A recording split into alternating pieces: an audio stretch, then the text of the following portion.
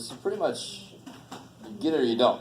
If you get it, it's quick. If you don't matter how much time I give you. How tall is this? 118.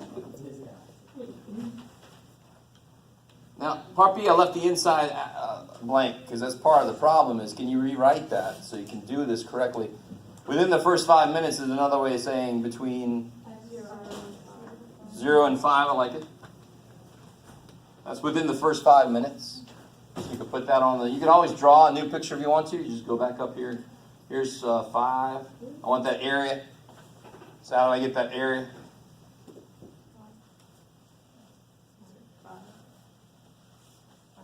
Yeah, the width is 5, and the height is 1/18. So I get 5/18, which is whatever it is.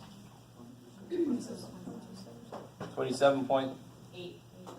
Ooh, I like it. Sure, I'll let that go.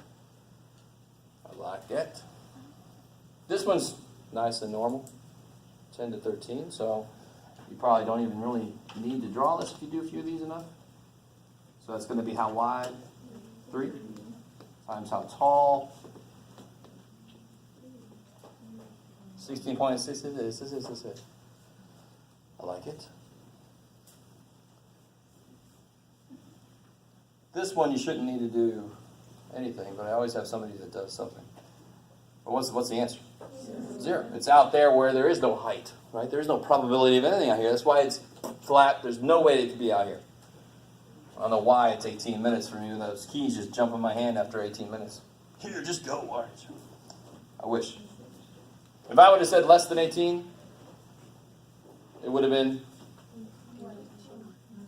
100%. What's up? Here? Yeah. What's the question, sir?